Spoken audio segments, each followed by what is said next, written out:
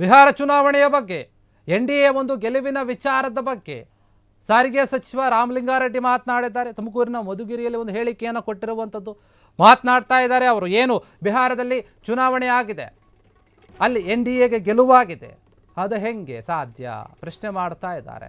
ಬಿಹಾರದಲ್ಲಿ ಆದಂತಹ ಒಂದು ಎಲೆಕ್ಷನ್ ರಾಮಲಿಂಗಾರೆಡ್ಡಿ ಹೇಳ್ತಾ ಇದ್ದಾರೆ, ಎನ್ಡಿಎ ಒಂದು ವಿರುದ್ಧ ಕಿಡಿಕಾರ್ತಾ ಇದ್ದಾರೆ. ಏನು ಗೆಲುವಾಯ್ತಲ್ಲ ಅದು ಹೆಂಗೆ ಅಂತ. ಬಿಹಾರದ ಒಂದು ಎಲೆಕ್ಷನ್ ಏನಿದೆ ಅದು ಎಲೆಕ್ಷನ್ನೇ ಅಲ್ಲ, ಅದು ಹೇಳ್ತಾ ಇದ್ದಾರೆ ರಾಮಲಿಂಗಾರೆಡ್ಡಿ. ಇದಕ್ಕೆ ಯಾರಾದರೂ ಚುನಾವಣೆ ಅಂತ ಕರೀತಾರಾ?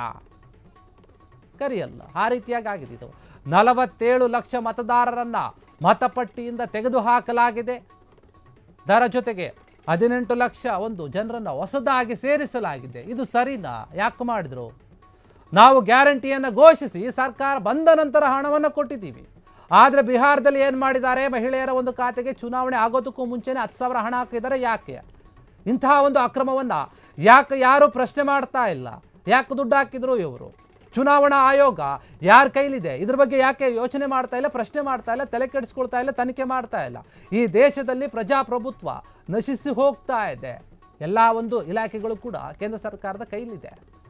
CBI ಆಗಿರ್ಬೋದು, ED ಆಗಿರ್ಬೋದು, ಎಲ್ಲವೂ ಕೂಡ ಅವ್ರ ಕೈಲೇ ಇದೆ. EVM ಹ್ಯಾಕ್ ಕುರಿತು ಏನು ಸುಪ್ರೀಂ ಕೋರ್ಟ್ ಒಂದು ತೀರ್ಮಾನ ಇದೆ, ಅದರ ಮೇಲೆಯೂ ಕೂಡ ಸಂಶಯ ಇದೆ, ಅನುಮಾನ ವ್ಯಕ್ತವಾಗ್ತಾ ಇದೆ. ಯಾಕಂದರೆ ಎಲ್ಲವೂ ಕೂಡ ಕೇಂದ್ರ ಸರ್ಕಾರದ ಕೈಯಲ್ಲಿ, BJPಯ ಕೈಯಲ್ಲಿ. ಅವರು ಹೇಳಿದಂತೆ ಇವರು ಕುಣಿತಾ ಇದ್ದಾರೆ. ಹೀಗಾಗಿ ಒಂದು ದೊಡ್ಡ ಅಕ್ರಮವಾದರೂ ಕೂಡ ಯಾರು ಕೂಡ ಪ್ರಶ್ನೆ ಮಾಡ್ತಾ ಇಲ್ಲ. ನಮ್ಮ ಕಾಂಗ್ರೆಸ್ ಸರ್ಕಾರ ಕರ್ನಾಟಕದಲ್ಲಿ ಅಧಿಕಾರಕ್ಕೆ ಬಂದ ಮೇಲೆ ನಾವೇನು ಗ್ಯಾರಂಟಿಗಳನ್ನು ಕೊಟ್ಟಿದ್ವಲ್ಲ, ಆಮೇಲೆ ಹಣ ಕೊಟ್ವಿ. ಆದರೆ ಅಲ್ಲಿ ಹಂಗಾಗಲಿಲ್ಲ. ಬಿಹಾರದಲ್ಲಿ ಎಲೆಕ್ಷನ್ ಆಗೋಕ್ಕೂ ಮುಂಚೆನೇ ದುಡ್ಡು ಹಾಕ್ಬಿಟ್ರು. ಅದಕ್ಕೇನೆ ಗೆದ್ದಿದೆ ಅಲ್ಲಿ NDA. ಇಲ್ಲಾಂದ್ರೆ ಗೆಲ್ಲಕ್ಕೆ ಸಾಧ್ಯ ಆಗ್ತಾ ಇರಲಿಲ್ಲ. ಇದು ಯಾವ ಮಟ್ಟದ ನ್ಯಾಯ? ಇದಕ್ಕೆ ಸರಿ ಅಂತ ಹೇಳ್ತೀರಾ ನೀವು? ಇದ್ರ ಬಗ್ಗೆ ಯಾಕೆ ಯಾರು ಪ್ರಶ್ನೆ ಮಾಡಲ್ಲ? ಯಾಕೆ ಯಾರು ಮಾತನಾಡಲ್ಲ? 47 ಲಕ್ಷ ಮತದಾರರ ಒಂದು ಹಕ್ಕನ್ನು ಅವರ ಒಂದು ಪಟ್ಟಿಯಿಂದ ತೆಗೆದು ಹಾಕಲಾಗಿದೆ.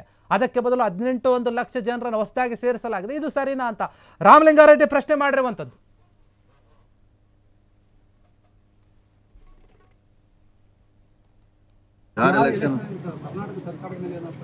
ಈಗ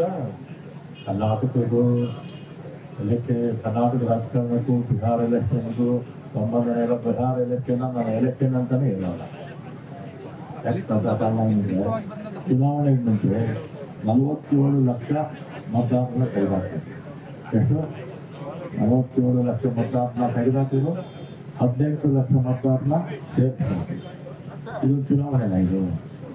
ಆಮೇಲೆ ಚುನಾವಣೆಗೆ ಮುಂಚೆ ಎಲ್ಲ ಪಕ್ಷಗಳು ಮ್ಯಾನಿಫೆಸ್ಟೋ, ಈಗ ನಾವೇನು ಮಾಡಿದ್ವಿ, ಮ್ಯಾನಿಫೆಸ್ಟೋ ಕೊಡ್ತೀವಿ. ಮ್ಯಾನಿಫೆಸ್ಟೋದಲ್ಲಿ 5 ಗ್ಯಾರಂಟಿಗಳು, ಹೆಣ್ಮಕ್ಳಿಗೆ ಬಸ್ ಫ್ರೀ ಕೊಡ್ತೀವಿ, ಗೃಹಲಕ್ಷ್ಮಿ 2,000 ರೂಪಾಯಿ ಕೊಡ್ತೀವಿ.